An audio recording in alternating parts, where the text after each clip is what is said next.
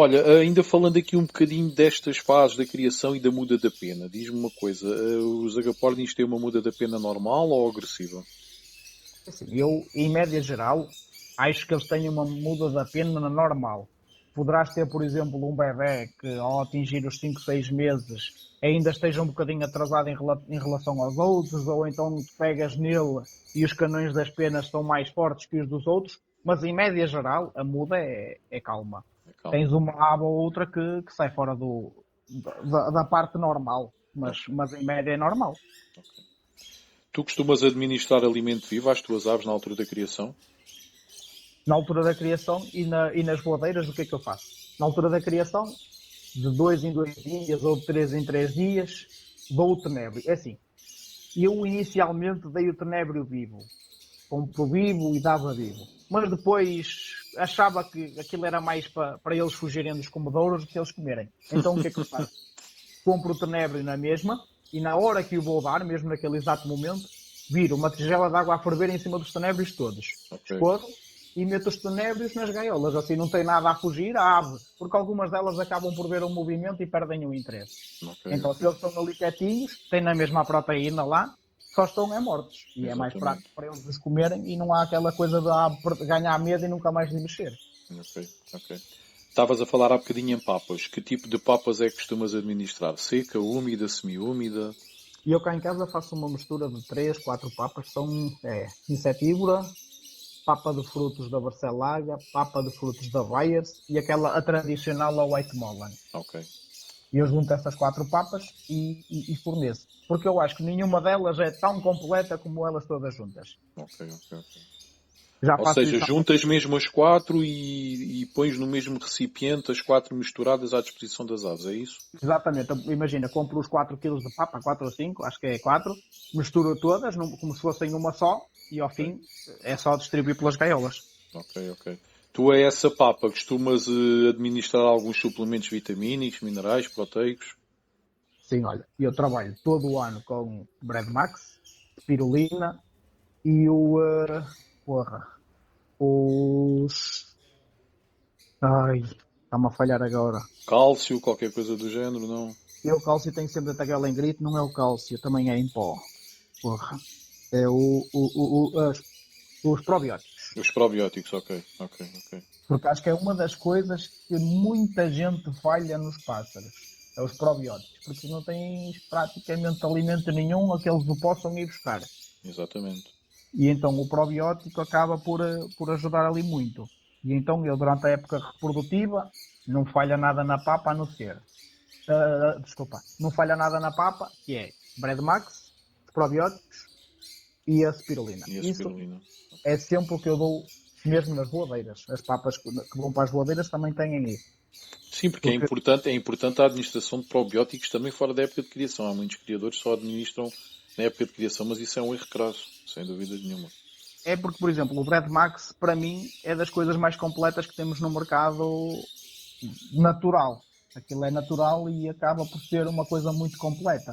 Eu já dou Bread Max há volta de 5, 6 anos e não me lembro de ter uma fêmea descalcificada.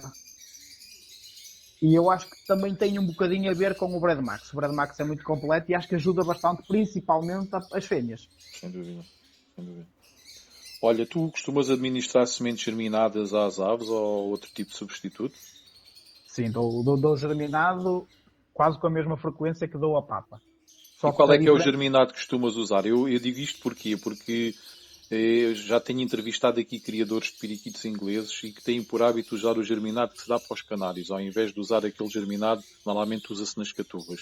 Os Eu não, rosicolors estão ali a meio caminho em termos de tamanho. Como é que tu fazes?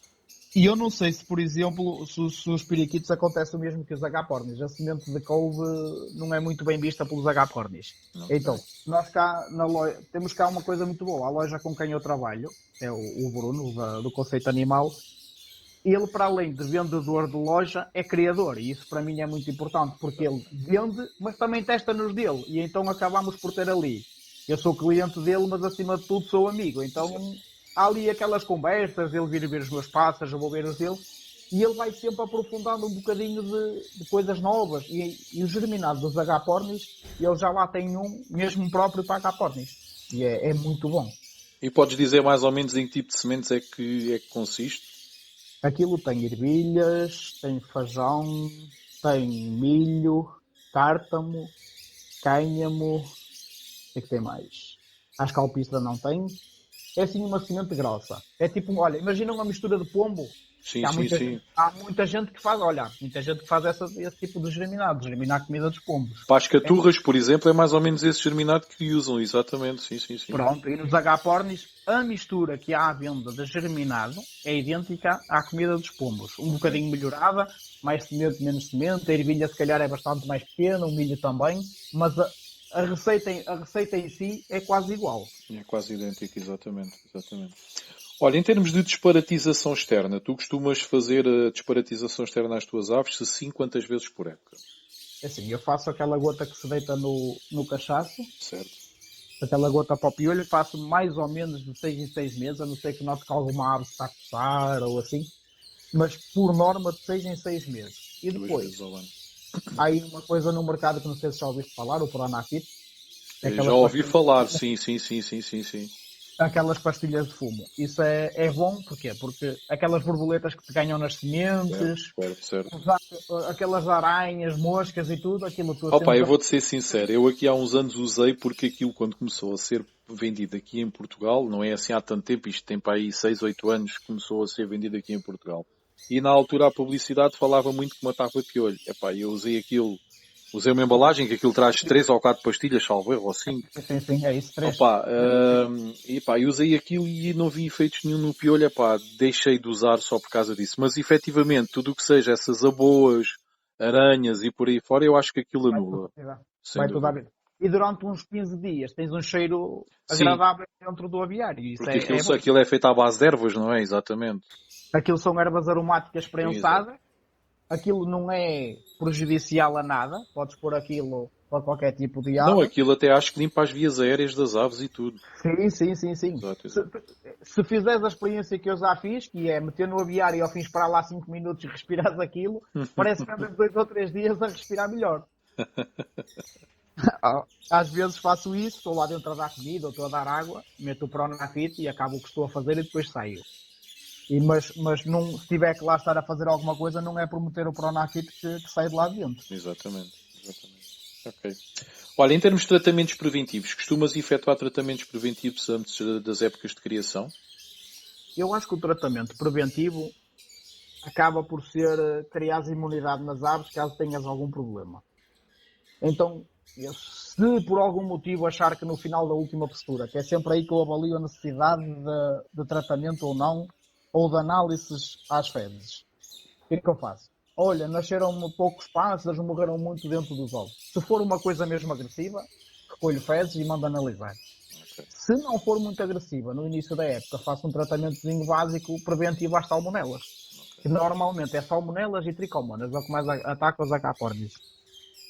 Coccidiosos, não, normalmente, se forem bem tratados, não é um problema assim muito grande nos vai um agapórnios. bocadinho, vai um bocadinho ao encontro do que falámos ao início. É aquela situação de higiene, limpeza e Exatamente. boa alimentação. Dificilmente tens aves más se cuidares bem delas. Exatamente. Sim, eu penso que a higiene é o ponto número um na criação das aves. Opá, Sem sombra de dúvida. Sem sombra de dúvida. Para mim exatamente. é o número um, sem sombra de dúvida. Exatamente.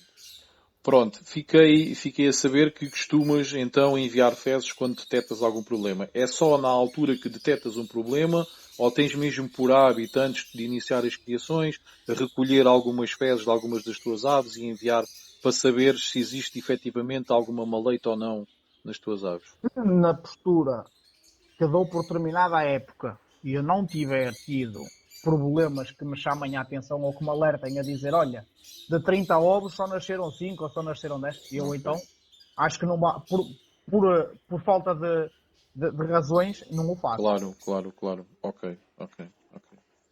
Pronto, tu já disseste que as tuas aves fazem criação direta, portanto tu não usas amas, não é? Outra situação, durante a altura de criação, costumas ajudar a alimentar as crias ou não? É assim, alimentar as crias, ajudar, para mim, há duas formas de ajudar. Há aquela forma de retirar a ave e encher-lhe o papo até como se fossem os pais, e há aquela forma de fazer um bocadinho de papa e rodar os ninhos todos, para pelo menos se o pai ou a mãe não ajudarem, a ver ali aquele bocadinho de papa para quando chegares ao fim do dia, ver se a ave está alimentada. Então, eu Exato. por norma, eu almoço do meio-dia e meia à 1h30. E como almoço em casa, relativamente, é muito pertinho de ser os pássaros e lá. Acabo por ir lá todos os dias. Ou seja, acabas por não almoçar, basicamente. Estás na passarada, pronto. É mais ou menos isso, porque é um almoço assim um bocadinho a correr não é, mas é aquele almoçar para ir aos passarinhos. Exatamente. Acaba por ser tipo o primeiro café e depois o segundo. Então eu desço, vou até aos passarinhos e dou uma olhada. Se houver necessidade de atestar algum papinho, eu faço. Mas por norma, não. À noite é que é mais importante, porque aí são muitas horas sem comer caso Exatamente. os pais não deem. Então aí à noite eu dou mesmo uma olhada a fundo, faço uma tigela de 100 ou 200 mililitros de papa e mesmo aqueles pássaros que estão com aquele papo que nos parecem para aguentar a noite toda, eu reforço um bocadinho. Reforças um bocadinho. Tu normalmente usas quê? Usas uma seringa normal ou usas aquelas sondas, aquelas mangueirazinhas fininhas que espeta-se pelo bico adentro dos pássaros? Nos psitacídeos vê-se muito isso, não é? É aquelas sondas de inox. Eu cá em casa tenho essas de inox, mas tento não usar porque às vezes corre mal. Então, tenho daquelas de borracha, tipo látex, Ok. porque sabe, estiver habituado àquela rotina, tu encostas naquilo ao bico, eles engolem. Ok. Nem precisas de muita luta. Tu usas de comer a 20 ou 30 bebés em 10 minutos. Não há É preciso é que teres aquela vontade na ave e perceber que à noite tu acabas de ajudar. Ok. Ok. Olha, em termos de poligamia, costumas praticar a poligamia no teu plantel? Ou seja, costumas utilizar, por exemplo, um macho muito bom para ir galar 4 ou 5 fêmeas diferentes? É assim, se não houver consanguinidade, sim, eu, se for preciso, queria este ano com um macho volume muito bom e para o ano meto-o noutra fêmea, para garantir que aquela genética não foge. Ok. Então, quando são aves muito boas ou uma coisa que eu estou ali mesmo a necessitar de tirar daquilo, senão não o faço. Ok. E em termos de... Fala-me aqui um bocadinho mais nas mutações. Tu nas mutações, tu fazes macho de mutação com fêmea de mutação, tens por tendência a utilizar portador com o outro respectivo parceiro de mutação. Como é que costumas fazer? As mutações é um bocadinho ao gosto de cada criador. É assim, eu nos lutinos, neste momento, tenho trabalhado com verde portador de lutino, com verde. Porque é aí que eu tenho notado que me saem os milhões de lutinos, com portador. Por exemplo, Saem aves mais resistentes, um bocadinho mais fortes, não é? Porque os lutinos têm a tendência de ser aves mais fraquinhas, não é? Exatamente. Tu se tirares, por exemplo, um lutino de 2 verdes ou um lutino de macho lutino com fêmea verde, eu acho que a ave que nasce de 2 verdes, pelo que eu tenho acompanhado, é muito mais resistente. Ok. Então, eu sempre que posso, trabalho com portadores. Por exemplo, quando trabalhas com mutações recessivas, por exemplo, o passo laranja ou aqua, aí vês-te obrigado a trabalhar com 2 portadores ou com um puro e com um portador. Quando trabalhamos com os recessivos é um bocadinho mais ingrato. Okay. Mas acabo sempre por chegar lá da mesma forma, porque eu acho que, por exemplo, nos laranja, tu se trabalhares com 2 portadores, eu tenho notado que quando metes um verde portador de laranja com um verde portador de laranja, quando nasce um laranja desse casal, a intensidade da máscara é muito mais forte. Eu, por norma, sempre que posso, trabalho com portadores. Ok. E relativamente a essa dificuldade nos hinos, a dificuldade é só por causa das crias serem mais fracas ou também os próprios pais têm dificuldade em criar as crias? Eu acho que é mesmo só a parte deles serem hinos que os torna mais fracos. Porque os pais tanto criam bem um verde como criam bem um hino. Ok. É mesmo a própria ave em si que tem... A própria cria que nasce é sempre mais enfermazinha do que qualquer irmão que não seja hino, não é? É mais fraca. Eu este ano, por acaso, achei que os meus hinos me nasceram com um patamar muito bom. Foi dos anos que tirei mais hinos e até achei que correu super bem nos hinos. Eu não perdi nenhum hino no ninho, fiquei muito contente. Também vai um bocadinho da seleção de já tirar... fizeste previamente, não é? Exatamente. O tirar hinos de verdes, depois esses hinos que saem de verdes são mais fortes. Exatamente. Era o que estavas a falar, exatamente. Claro. E vai um bocadinho depois de futuro fazer-te ali um trabalho que tu dizes assim, bem, agora já estou aqui 1 ano ou 2 sem me perder muitos hinos. Exatamente. E notas que foi o trabalho que fizeste mais atrás. Claro, claro. Tu já afloraste aqui um bocadinho, mas eu, de qualquer das maneiras, tenho esta pergunta para te fazer e penso que é relevante. Tu praticas a consanguinidade no teu plantel? Só mesmo por necessidade extrema. Por norma, não. Porquê? Porque eu sou aquele tipo de criador que gosta de visitar e às vezes compro aves sem precisar, mas compro. Porquê? Porque também acabo por. Ora bem, trago um verde para casa e comparo com os meus. Trago um canela para casa e comparo com os meus. Muitas das vezes a ave não me faz falta. Mas acabo por ou fazer uma postura ou então trocar com um amigo. Acabo sempre por estar assim, sem muita necessidade de fazer consanguinidade. Então pronto, então tu não costumas trabalhar muito em circuito fechado, ou seja, costumas adquirir aves novas com alguma regularidade, é isso? Sim, sim, se a ave me agradar, opa, mesmo que não me faça falta e ela estiver à venda, como. Compras. Porque gosto de uma boa ave, eu gosto de a ter cá em casa mesmo que ela não me faça falta. Exatamente. Olha, e essas aves, tu costumas adquirir a criadores nacionais ou tens por tendência a ir ao estrangeiro? É assim, eu, acima de tudo, gosto de valorizar o que é nosso. Sempre foi uma das minhas principais razões é fazer o que é nosso ser visto lá fora e cá dentro. Se a ave que eu vir, seja do criador que eu conheço, e para mim um princípio de um criador é praticar quase o que eu pratico cá em casa, que é o mais limpo possível, água limpa todos os dias. Para mim, se a ave for de um criador nacional, ainda melhor. Tenho aves de criadores estrangeiros, mas se possível, compro cá. Ok, ok. Tu há bocadinho estavas a falar na altura de quando iniciam-se mais ou menos as criações, mas não afloraste. Eu queria que tu dissesse efetivamente quando é que tu costumas começar a época de criação e quando é que costumas terminar e quantas posturas permites durante esse tempo que as tuas aves façam. É assim, eu tenho as minhas aves normalmente nas voadeiras até ao meio do mês de agosto.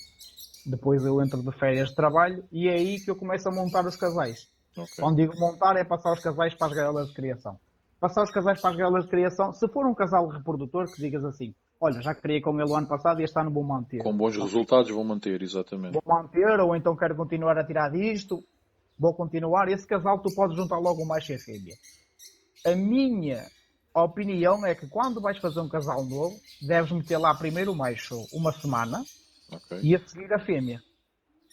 Porque, é assim, as fêmeas são muito territoriais. Tu metes uma fêmea numa gaiola e ela até pode ser amor à primeira vista e tu passar 10 minutos vê-la já copular.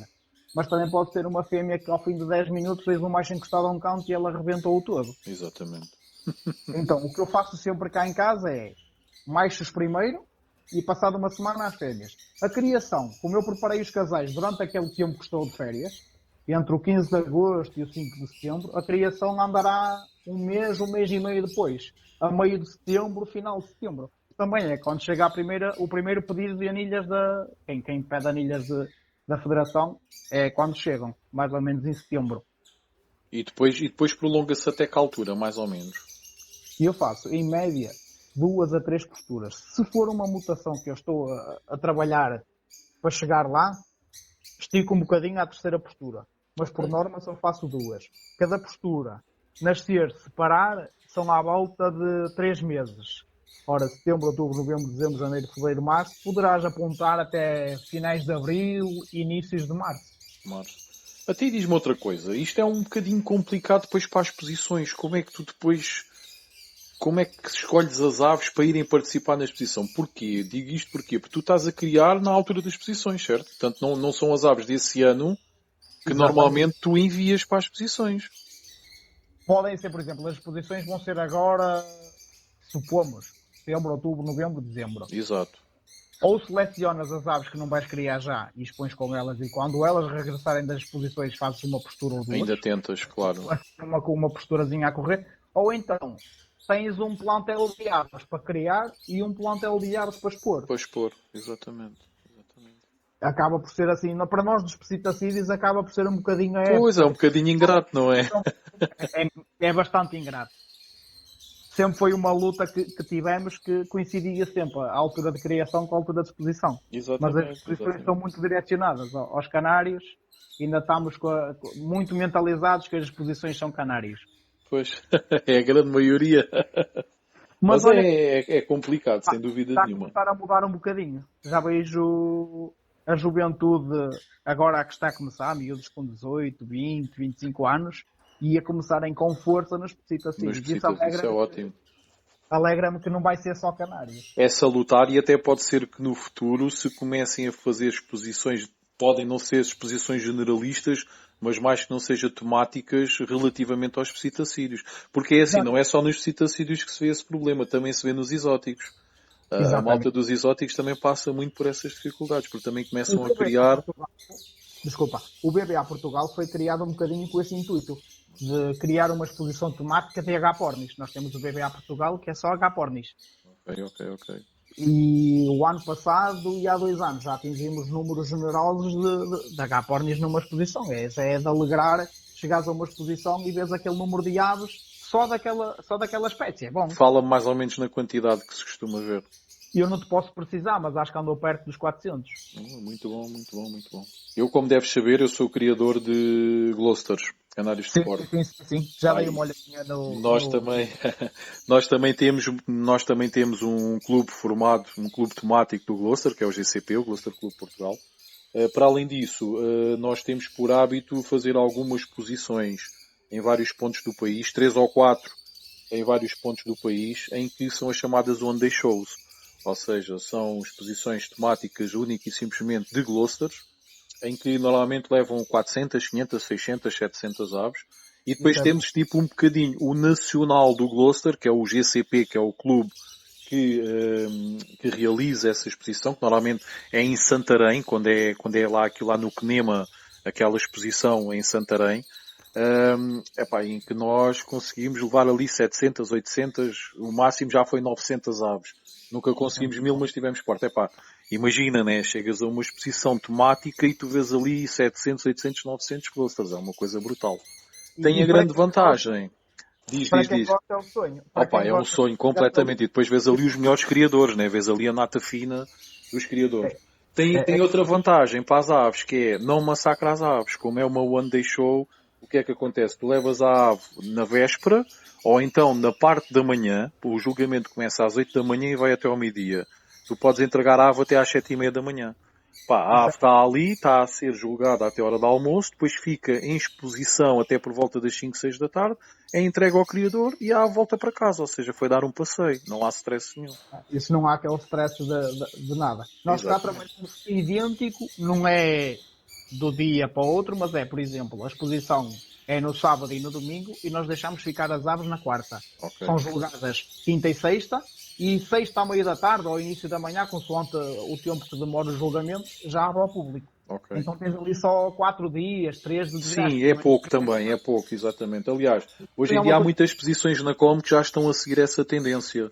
Em vez das aves estarem uma semana e meia no local da exposição, acabam por ser entregues tipo à quinta-feira à noite para serem julgadas à sexta-feira e depois estarem abertas ao público sábado e domingo e são entregas no domingo ao final do dia. Eu penso que a tendência será passar por aí. Relativamente a essa exposição que estás a falar, desculpa lá, essa exposição costuma-se realizar sempre no mesmo espaço físico ou também saltita de zona para zona do nosso país? Ela é sempre feita cá em Barcelos. Feita o local, porque estamos com a disponibilidade consoante a Câmara nos liberta um espaço, uma escola, muitas das vezes é no estádio do Gil Vicente, mas consoante o espaço que a Câmara nos ceda, é lá que organizamos. É sempre aí então, exatamente. É sempre na cidade de Barcelos, porque o verdadeiro nome do BBA Portugal inicialmente era a cidade de Barcelos.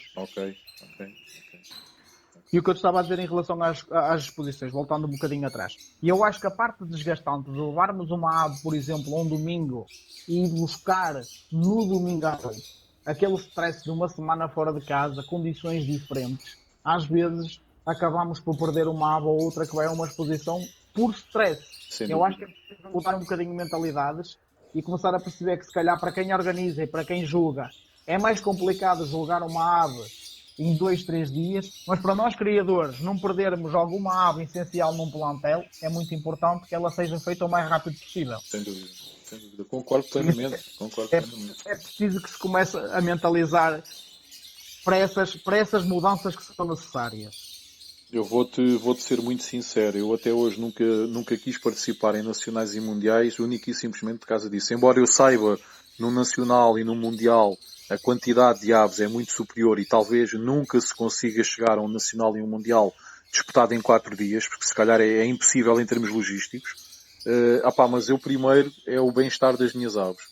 Sim, E também penso da lá mesma forma. está. Eu sou apologista destas exposições do One Day Show, quando muito, exposições da Com de 4, 5 dias no máximo.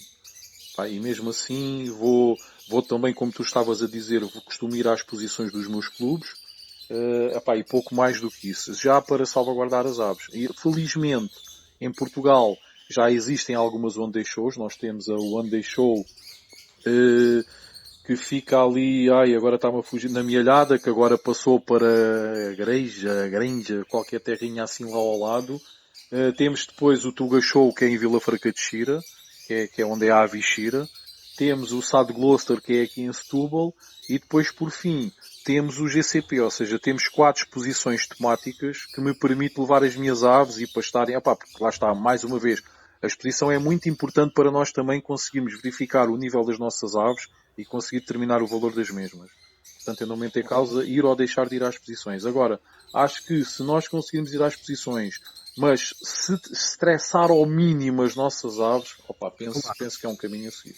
Sem dúvida. Eu isso é mesmo a minha ideologia. Eu acho que as exposições quarta, quinta e sexta para julgamentos, sábado e domingo aberto ao público, é mais que suficiente. Sem dúvida. Isso acarreta outro desgaste para a equipa que está a preparar e a julgar. Eu acredito que sim, mas para nós criadores é muito importante não se perder nada, porque para lá vão os melhores dos melhores. Depois tem uma situação má. Eu no outro dia estive a falar aqui com os juízes de Canários de Cores, o Zé Henrique e o Zé Fernandes, desculpa, e eles estavam-me a dizer, e é capaz de ter alguma razão. A única coisa má que eu vejo nestas exposições que sejam mais curtas é que depois acabam por ser exposições muito viradas para os criadores. Ou seja, tu não vês muito público, muita malta de fora do mundo dos pássaros a ir visitar as exposições. Lá está, uma One Day Show, por exemplo, que tu entregas a ave no domingo de manhã, a ave é julgada até a hora do almoço, só está aberta à exposição ao público da hora do almoço até ao final do dia, não vai lá aparecer ninguém. Entendes? Claro. Tem esse não. A parte do divulgar para quem não conhece e o visitar para possíveis novos criadores é mau. Sem dúvida. Mas se a intenção for avaliar a ave entre criadores, é suficiente. Não, eu acho que a intenção principal deverá ser sempre preservar o bem-estar das aves e salvaguardar o bem-estar das aves e pensar sempre na ótica do criador. As exposições são feitas para o criador. Sim. E hoje em dia, quem quer começar tem a ferramenta Facebook. Exatamente. Internet, as redes sociais no geral, sem dúvida. Embora também seja mau, porque às vezes tu dizes que a ave tem uma diarreia e aparecem-te 50 sugestões.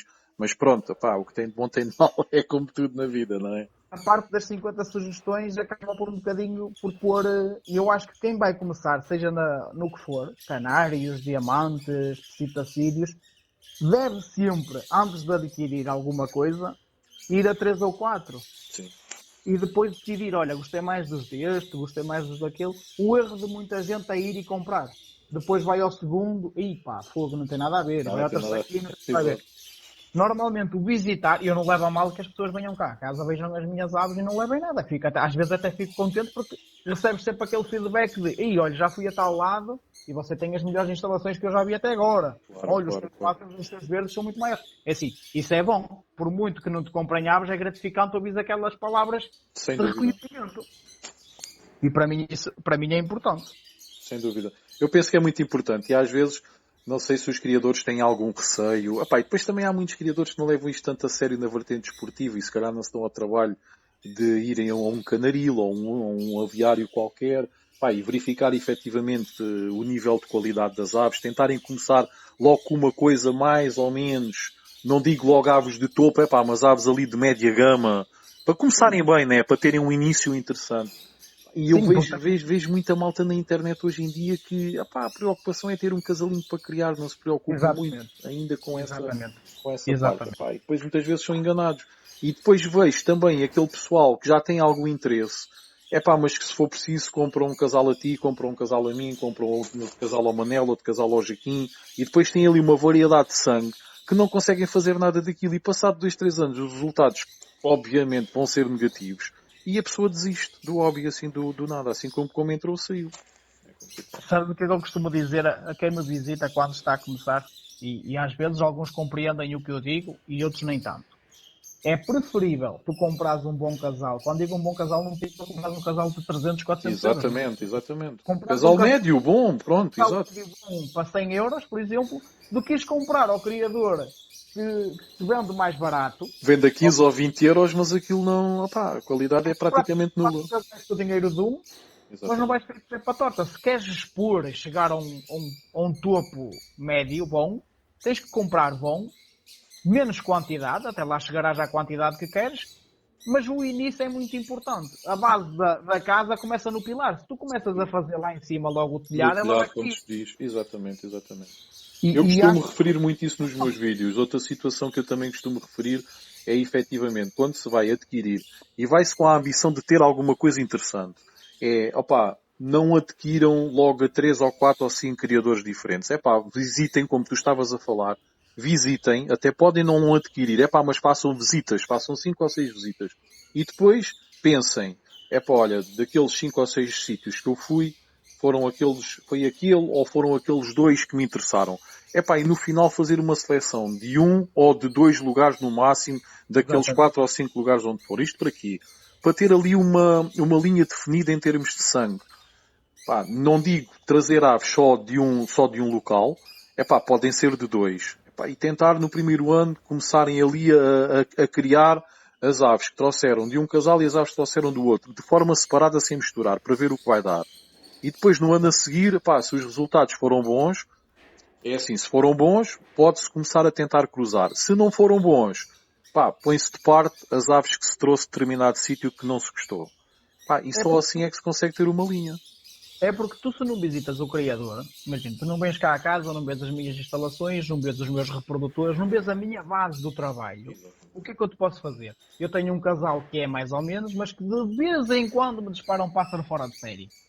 E aquela base da ave não está bem feita. Tu só vês o produto final. Ao vês o produto final, o trabalho que tu vais desenvolver em casa é pelo que vistes na ave que tens em casa e não pelo que vistes para trás da ave. Exatamente. Por isso, tu ao visitares o criador, tens o trabalho que ele faz dos anos que cria, normalmente está lá, instalações se são limpas, higiene. Isso é importantíssimo, porque, desculpa lá, tu às vezes podes adquirir uma ave daí, e até podes dizer, os pais tiraram 7, 8, 9, 10 filhotes à época de criação passada. Mas esquecem-se que, e como tu estás a dizer, se não forem verificar as instalações, se não forem ver que existe um grande nível de higiene, que as aves têm toda a qualidade e mais alguma, se calhar a ave até pode ser de pais muito bons, mas depois chega ao teu aviário no ano seguinte e não cria. Não cria porquê? Porque as condições não eram as melhores onde a ave se encontrava. Exatamente. Nos precipitacídeos tens uma coisa que é muito importante. Eu, ano passado, no início deste ano, final do ano anterior, fiz uma remodelação quase extrema nas minhas instalações. Porquê? Porque os precipitacídeos precisam da fixação do cálcio no organismo. E ele é fixo, como qualquer espécie, com a luz solar. Exatamente. E hoje em dia vês qualquer criador a criar os passarinhos em qualquer canto. Debaixo de umas escadas, atrás de uma garagem. E esquecem-se do essencial. E as fêmeas não põem ovos, ou as fêmeas estão a pôr os ovos com as cascas moles. A luz solar, se não for posta diretamente lá dentro, tem que ser compensada de alguma forma, com luzes, ou tens que ter uma solução para substituir o sol. Tem que se administrar a vitamina D, no caso de não estarem expostas à luz solar, porque as pessoas esquecem-se que as aves não têm a capacidade natural de fixar o cálcio no seu organismo. Só através da vitamina D, que é a tal vitamina que o sol acaba por dar às aves, só com a ajuda da vitamina D no seu organismo é que elas conseguem fixar o cálcio nos ovos. Mas pouca gente entende isso.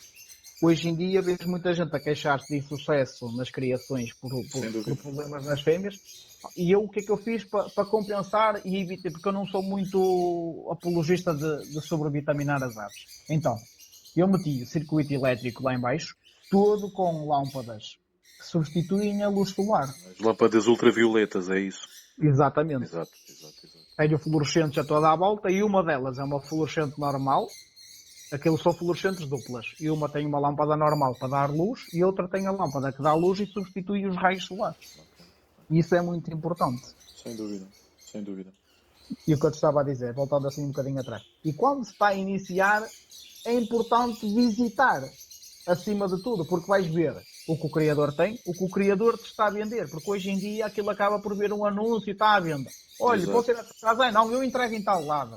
Isso acaba, nesta altura, compreende-se por causa da pandemia. Exato, claro. Mas fora deste contexto, visitem. É muito importante ver o que lá está dentro e que não estás a comprar gato por lebre. Não Porque é só a ave em si, é todo o ecossistema de onde a ave veio. Exato. Exatamente, exatamente.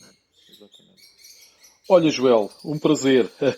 Da minha parte, a entrevista está concluída. Não sei se queres aqui aflorar alguma informação, alguma questão que Uma coisinha tenhamos assim, deixado. para os mais novos. As exposições não são só feitas para se participar. Hoje em dia, por exemplo, o BBA Portugal disponibiliza palestras. Palestras de higiene, palestras de mutações, palestras de inúmeras coisas. Importantes para quem inicia, também importantes para quem já cria com alguma regularidade.